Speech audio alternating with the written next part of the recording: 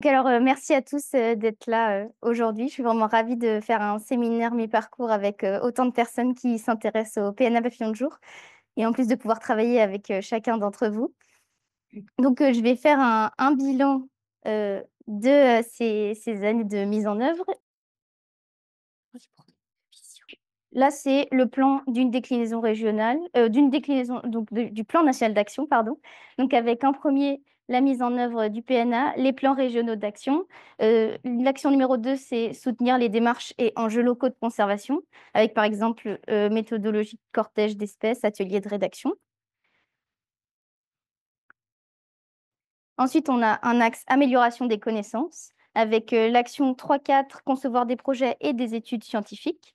L'action 5, c'est la mise en place de suivi donc avec les STERF, les autres protocoles. Et l'action numéro 6, ça va être collecter des données et documenter l'état de conservation, donc avec des cartes de répartition, par exemple. Ensuite, on a l'axe opérationnel de dynamique de réseau. Donc, action 7 et 8. La 7, c'était faire le site web, élargir la plateforme de dépôt de ressources. Et la 8, c'est avoir un réseau d'acteurs dynamique avec beaucoup de réunions, de groupes de travail sur différentes thématiques qui vont justement amender les autres actions. Ensuite, les actions de conservation. Donc, le but, c'est de suivre les actions des territoires en action numéro 9 et s'inscrire dans la stratégie nationale de la biodiversité.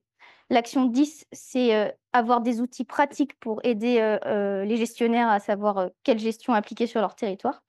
Et la 11, c'est faciliter la prise en compte des papillons dans les plans, programmes, projets. Donc l'action numéro 12, c'est diffuser l'information avec beaucoup d'actions de sensibilisation. Et la 13, c'est former les professionnels avec des formations STER, faire des cours et avoir des stagiaires dans tout le réseau en France. Donc pour commencer, les actions faites dans la mise en œuvre du plan. Donc j'ai pris en 2019, au tout début quand je suis arrivée à l'animation, j'ai commencé à animer le plan et il y avait déjà 2 déclinaisons qui étaient lancées régionalement et plein d'autres échanges et donc prise de contact avec les opérateurs régionaux.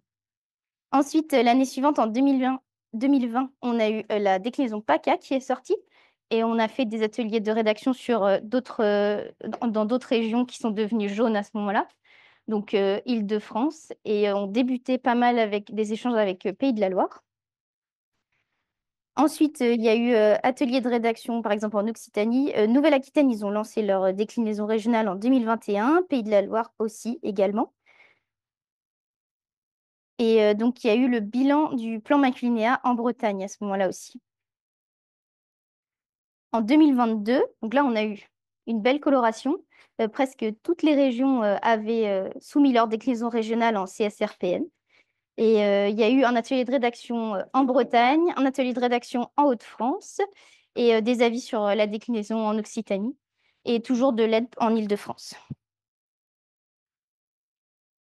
Et enfin, donc 2023, la sortie de la déclinaison Hauts-de-France, des échanges avec la Bretagne aussi pour faire une déclinaison régionale.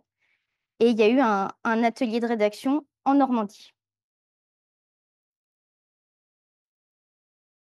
Donc voilà, le bilan, là, aujourd'hui en 2024, c'est une carte que vous voyez avec toutes les structures opératrices régionales qui sont ciblées autour de cette carte. Donc, on est vraiment un super réseau bien dynamique et très nombreux.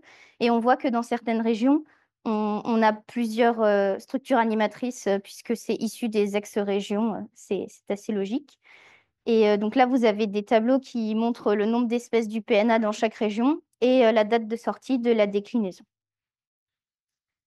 Donc, à mi-parcours, on est quand même très bien avancé dans les sorties des déclinaisons.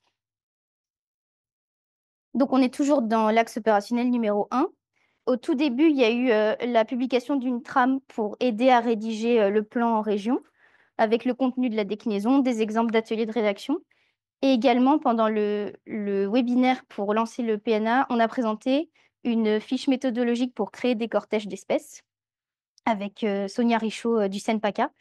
Et donc, on définissait les habitats de l'espèce, les espèces observées dans un rayon défini pour savoir quelles espèces partageaient la même zone, le même habitat. Donc ensuite, en amélioration de la connaissance, Sur les concevoir des projets, il y a eu une réponse en 2021 à l'appel à manifestation, non, appel à projet Mobiodive Restauration de l'OFB. Et donc là, c'était l'Apollon face au réchauffement climatique, des restaurations expérimentales des populations grâce aux analyses génétiques. Ça a été déposé en 2021. Il y avait 3 partenaires identifiés pour faire les études. Donc, le laboratoire d'écologie alpine qui fait énormément d'études génétiques dans toute la France, le PNR des Monts d'Ardèche et le PNR du Haut-Jura.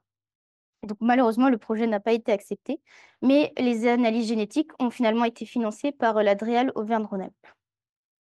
Et ensuite, très récemment, il y a eu une réponse à l'appel à manifestation d'intérêt de l'OFB pour développer et améliorer la surveillance de la biodiversité terrestre. Donc là, on avait réussi à avoir 11 partenaires qui voulaient tester un protocole de caractérisation de l'habitat de la Bacante. Il a été déposé en mai et donc ces projets n'ont malheureusement pas été acceptés. Mais pour la Bacante, cette année, on va continuer à chercher des financements et on souhaite vraiment le déposer et que à travers toute la France, on ait le même protocole de suivi de ces habitats. Donc, quelques résultats sur l'étude génétique qui a pu être financée. Donc, une diversité génétique faible en Auvergne pour les populations d'Apollon et assez forte dans les Alpes. Et il y a 6 groupes qui ont été, 6 groupes de différents génétiques qui ont été identifiés pour les populations françaises d'Apollon, donc dans toute la France. Il y a eu une synthèse bibliographique sur l'hermite, donc Chazara briseis. À l'issue d'un groupe de travail, on s'est dit qu'il manquait un peu de compilation de bibliographie sur cette espèce. Et on avait peu de publications issues d'études différentes, beaucoup en République tchèque. Et le déclin est généralisé en Europe. On a quand même une bonne connaissance des plantes hôtes et des plantes nourricières. On a eu la surface d'habitat minimale favorable que maintenant, avec le changement climatique, il faut des zones ombragées pour conserver l'espèce au cas où il y a des fortes chaleurs. Et on avait identifié une menace sur la reproduction, donc la durée de maturation des œufs était plus longue que la durée de vie moyenne des femelles, donc ce qui posait problème pour la reproduction. Donc c'est potentiellement pour cela que l'espèce est assez menacée très menacée aujourd'hui. Ensuite, on a eu un indicateur. Ah bah pile au moment où on parle de l'indicateur, le poster tombe. C'est assez incroyable.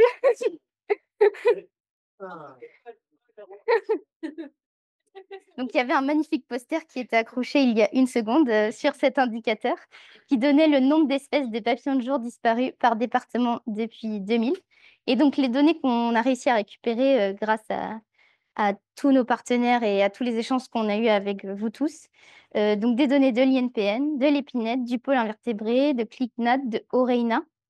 Et donc, ensuite, toutes les données qu'on avait récupérées c'était des informations de première année d'observation dans un département et dernière année d'observation dans un département pour chaque espèce. Et donc, ces tableaux-là, on les a envoyés à tous les experts régionaux qui ont pu faire une vérification pour qu'on ait des données les plus robustes possibles. Et donc, grâce aux échanges et aux corrections qu'on a eues, il y a eu 1057 statuts de présence qui ont été modifiés. Donc, c'est 8% des lignes. Donc, on aurait pu avoir 8% de lignes fausses si on n'avait pas fait la vérification auprès de tous les opérateurs régionaux. Donc là, vous avez quelques résultats de disparition départementale pour certaines espèces et des résultats plus généraux. Donc, dans 100% des départements, on a perdu au moins une espèce depuis 2000. Il y a 66% des espèces en France qui ont perdu au moins un département. 140 espèces ont perdu plus de départements qu'elles n'en ont gagné. Et donc, on a mis le chiffre inverse. 78 espèces ont gagné plus de départements que perdu, puisqu'il y a quand même des effets de changement climatique et donc de colonisation dans certains départements. Euh, voilà, donc l'espèce, vous avez la liste ici des espèces qui ont perdu le plus de départements. Et donc, les 4 espèces PNA qui sont là, Genes pumilio, Sononympha hero, Euphiedrias maturna et Chazara briseis, donc pour ceux qui les connaissent. Et donc ça, c'était en 2021. grâce à cet indicateur papillon, sur le site internet du PNA, on a mis à jour toutes les cartes de répartition, donc avec les données. Et donc, il reste une ou deux espèces où on a quelques erreurs. Et donc, c'est pour ça que j'ai mis 98% des espèces ont leur nouvelle carte de répartition mise à jour. Ensuite, toujours dans l'axe opérationnel numéro 2, on a le développement des suivis STERF, on en parle énormément. Et donc, ce projet, il a été lancé en 2006 par l'Association des lépidoptéristes de France et le Muséum d'histoire naturelle. Et c'est un protocole qui est fonctionnel aussi en Europe, donc avec le Butterfly Monitoring Scheme. Et donc, le but, là, c'est de fournir un outil d'évaluation de la santé des communautés de papillons de jour. Et en 2021, l'OPI a repris l'animation du programme STERF pour recréer une communauté dynamique et produire des données et des tendances. Donc, vous avez Mathieu De Flores qui est dans la salle, qui est l'animateur national de l'OPI, à l'OPI. Donc, il est là, sous les posters, si vous souhaitez aller le voir. Et de toute façon, il y aura une présentation de sa part après. Et donc, quand on a repris l'animation nationale du STERF, il y a eu un atelier participatif pour savoir les besoins des opérateurs régionaux et des bénévoles pour relancer la dynamique de suivi STERF et savoir dans quelle direction il fallait qu'on aille. Et donc là, il y a eu traduction de l'application de suivi européenne qui peut être utilisée en français maintenant. On peut saisir ces données directement sur l'application. Il y a un formulaire aussi qui circule si vous avez des données STERF et qu'elles ne sont pas intégrées à l'INPN, enfin, ou aux bases de données européennes. Il faut renseigner et nous dire pour que au moment où on pourra récupérer ces données, on sache lesquelles on doit aller chercher. Et il y a eu la création de 2 mini-guides de terrain biogéographiques, plaine tempérée et méditerranéen, qui sont sortis très récemment pour aider les sterfistes sur le terrain à avoir un peu un guide d'identification pour éviter d'avoir le gros guide d'identification. On peut prendre juste ce petit guide avec soi. Donc ensuite, la dynamique de réseau, le site web. Donc normalement, vous avez tous déjà été sur ce site web assez logiquement si vous avez travaillé sur les papillons, en tout cas, je l'espère. Donc il est sorti en 2020, il a été inauguré à ce moment-là. Et donc là, c'est tout le déroulé. On peut s'inscrire aux newsletters PNA et STERF sur le bouton que j'ai entouré ici. Depuis l'ouverture, il y a eu 55 000 visiteurs. Et en 2024, il y en avait 20 000. On a 199 ressources dessus. Donc, c'est des comptes rendus de réunion, tous les copiles régionaux, les rapports d'études qu'on m'a transmis, des documents de communication également. Donc, n'hésitez pas à continuer à m'envoyer vos rapports d'études en rapport avec les papillons du PNA. M'envoyer des rapports de stage aussi, parce que souvent, on n'a pas les informations des rapports de stage. Et il y a un onglet qui est dédié au STERF aussi, sur le site. Et après, il y a des fiches espèces sur les papillons, il y a tout le résumé du PNA par fiche action, etc. Donc ensuite, dans la dynamique de réseau, on a aussi les ateliers visio-thématiques qui sont organisés. Et donc là, c'est ouvert vraiment à tout le monde. Dès que le sujet vous intéresse, il ne faut pas hésiter à s'inscrire. C'est toujours un webinaire pour que le plus de gens participent. Et donc, on a eu sur les protocoles existants, donc STERF, chronoventaire et chronocapture. Et donc, cet atelier-là, dedans, il y a un arbre de décision pour aider les personnes à choisir le protocole le plus adapté aux analyses. Et on compare les protocoles. Donc là, il y avait 100 participants en visioconférence. L'autre atelier visio-thématique très récent, c'était sur la réintroduction d'espèces de papillons.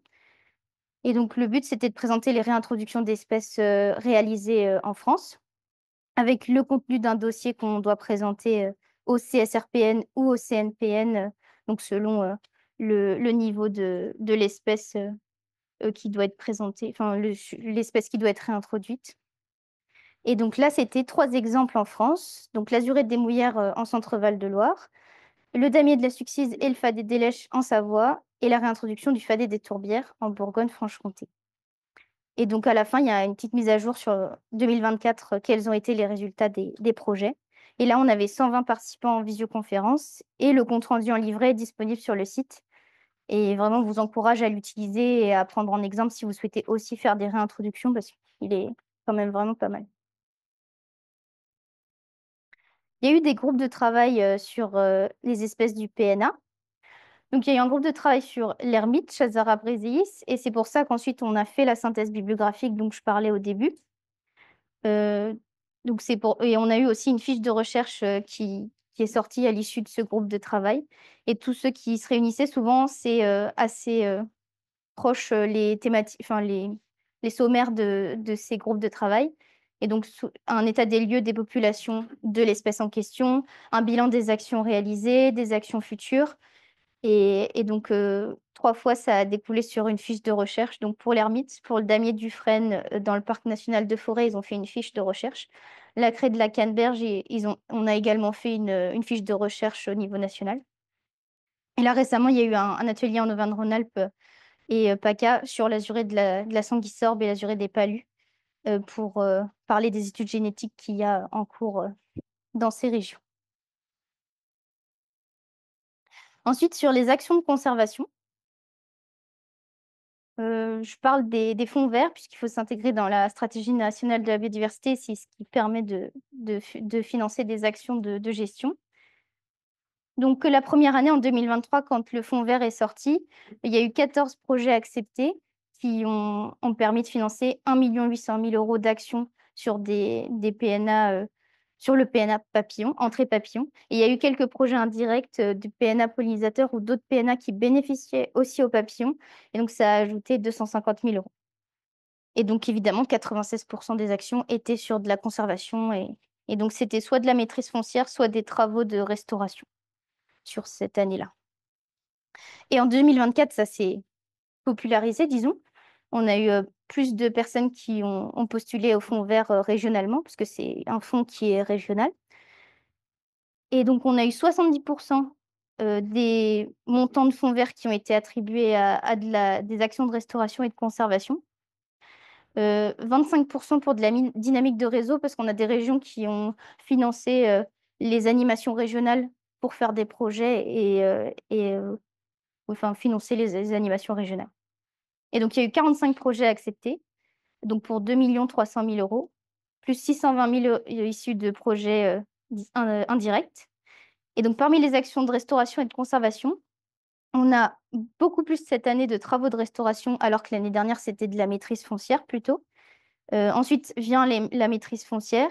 On a aussi des financements de plans de gestion. Et enfin, quelques financements de montage de dossiers, pour monter des dossiers pour réintroduire ensuite certaines espèces. Ensuite, pour la conservation, on a les fiches de gestion prétexte, donc retour d'expérience. Le but, c'est de recenser toutes les actions de gestion en faveur des papillons de jour en France, donc selon votre temps disponible en 1 page ou en 3 pages. Et donc, il y a le formulaire automatisé depuis 1 an et demi qui est sur le site du PNA. Et donc, vous pouvez remplir vos retours d'expérience de gestion pour ensuite les publier sur la carte du site. Toujours en axe opérationnel de gestion conservatoire, il y a le guide de gestion conservatoire du Fadet des Tourbières qui est sorti en 2024 et qui était issu d'un stage de 2023. Donc là, c'était sur une espèce vraiment localisée et très bien étudiée avec beaucoup de ressources bibliographiques pour débuter la création du guide. Ensuite, maintenant qu'on a toutes les rubriques, on va pouvoir le décliner par cortège d'espèces. Et donc le contenu, c'est avoir la tendance évolutive de l'espèce, son habitat, son écologie, menacés en jeu. Et ensuite, on a une grosse partie sur la gestion. Donc la gestion par pâturage, la gestion par fauche et des préconisations générales pour cette espèce. Et donc, il y avait eu un atelier visio-thématique pour valider les choix de mise en forme et de rubricage du guide. Enfin, les actions de sensibilisation.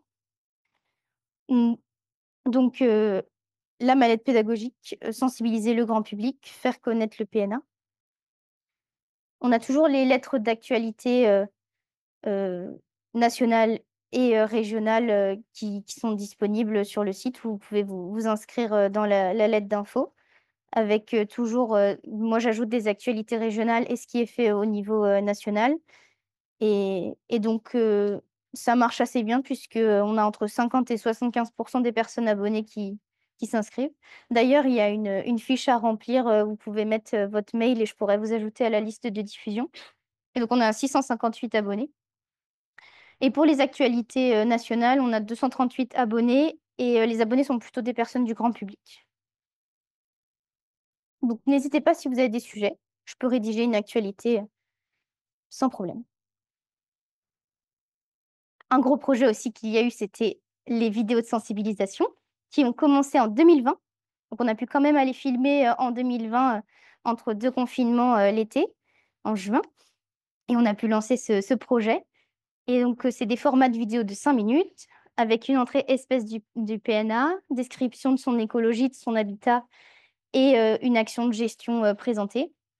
Et la dernière vidéo qui va sortir, c'est qu'est-ce que le PNA papillon de jour, issu du montage de tous les rushs qu'on a fait depuis 2020, depuis 5 ans.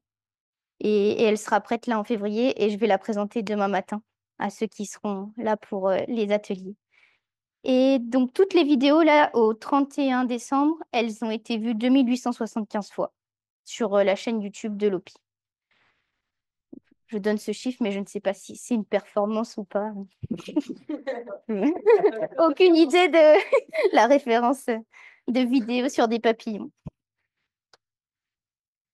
Ensuite, on a le projet Mallette pédagogique sur les papillons de jour. Donc, ça, c'est destination du grand public des scolaires.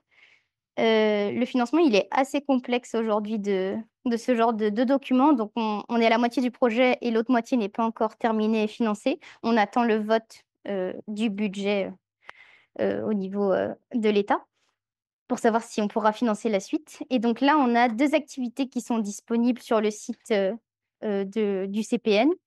Et j'ai mis les trois documents, le livret pédagogique, le qui manque et le loto memory. Vous pouvez le feuilleter dans la zone consultation pour l'avoir en vrai et voir ce que ça donne, ces activités. Donc les fiches enquêtes dont je parlais, qui étaient issues souvent des groupes de travail et des ateliers, on, on les adapte régionalement, on les co-construit avec les experts régionaux qui sont en demande de ces fiches. Et moi, à chaque fois, je mets dépôt sur le SINP régional, comme ça, j'ai pas besoin ensuite de changer enfin, de transmettre toutes les données ensuite à l'INPN. Et donc ça, c'est possible de la vider et de la faire pour une autre espèce au niveau régional sans problème. Ensuite, tout au long de ces 5 ans, il y a eu des articles de presse, des interviews radio sur les sujets du PNA. Donc, petit quotidien, il y avait eu l'explication des causes de la disparition des papillons et des libellules en même temps. Et puis, on a eu beaucoup de publications sur l'indicateur papillon, puisque l'OPI avait fait un communiqué de presse à la sortie. Et donc, on a de temps en temps, même peut-être une fois par an, on a un appel ou un document, enfin, une rédaction d'articles sur le sujet. Ça fonctionne toujours, cet indicateur, c'est des chiffres assez forts et faciles à reprendre. Et donc, si vous voulez voir dans une des revues insectes où il y a écrit indicateur papillon sur la couverture, il y a aussi un article sur l'indicateur papillon que vous pouvez prendre s'il reste des exemplaires. Et donc, il y a eu beaucoup d'événements au cours de ces 5 années. Donc, le tout premier, avant que j'arrive, c'était l'élargissement du PNA maculinea aux papillons de jour à Neuvik en présentiel. Et depuis, on a eu tous les comités de pilotage annuels qu'on n'a pas manqué une seule fois, même en visio, quand il y a eu les problèmes de Covid ou de grève, on se rabattait sur la visio et on a pu quand même toujours se réunir chaque année. L'animation aussi a été au Congrès mondial pour la nature de l'UICN. Et donc, on a présenté ces deux kakémonos à la sortie de la serre à papillons. Et on a eu par exemple Albert de Monaco qui est venu discuter avec nous sur ce sujet. Il était vraiment très intéressé. Et donc, voilà, beaucoup de webinaires aussi pour les chambres d'agriculture, les assises nationales de la biodiversité. On a été au Congrès des Seines pour présenter le STERF. Il y a eu deux séminaires à l'étranger, donc international sur la conservation des lépidoptères à Londres pour présenter l'indicateur papillon. Ce poster, il est en anglais parce que c'est ce qu'on a présenté à Londres. Il y a eu un séminaire européen Natura 2000 pour favoriser l'utilisation du STERF pour les indicateurs européens d'état des populations. Et donc récemment, le webcafé ministère de l'Intérieur et le séminaire mi-parcours auquel on est aujourd'hui. Donc voilà, je viens d'en parler, les posters liés au PNA, ces deux posters-là, Kakemono, le poster indicateur papillon. Et j'avais présenté aussi un poster au séminaire européen Natura 2000 sur les données papillons. Pour finir, il y a formation et stagiaires. Donc, les formations au niveau national, on a eu des formations STERF qui peuvent être faites dans chaque région. Un cours de L3 pour les licences professionnelles sciences de l'environnement où j'explique qu'est-ce que le PNA papillon de jour et comment on anime un plan ou un plan régional d'action. Et beaucoup de formations régionales où tous les opérateurs régionaux sont très actifs là-dessus. Donc, pour des naturalistes, pour de la gestion, gérer le milieu adapté aux papillons pour des agents de l'État également, les agriculteurs, pour l'ONF, et formation aussi d'analyse statistique après avoir fait des suivis. Et sur les stagiaires, donc j'ai essayé de regrouper tous les stages que j'avais. Donc c'est grâce à Océane, voilà, Océane qui est en stage avec moi en ce moment, qui a pu recenser le maximum de stages qu'il y a eu depuis 2020 ou 2019. Et donc, on a 32 étudiants, thésards compris. Donc, si jamais votre stage, un stage que vous avez encadré, n'apparaît pas, ça veut dire qu'on n'a pas le rapport de stage. Donc, n'hésitez pas à nous le transmettre aussi.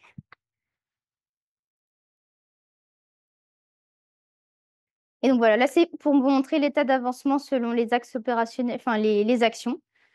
Euh, le site internet qui est complet.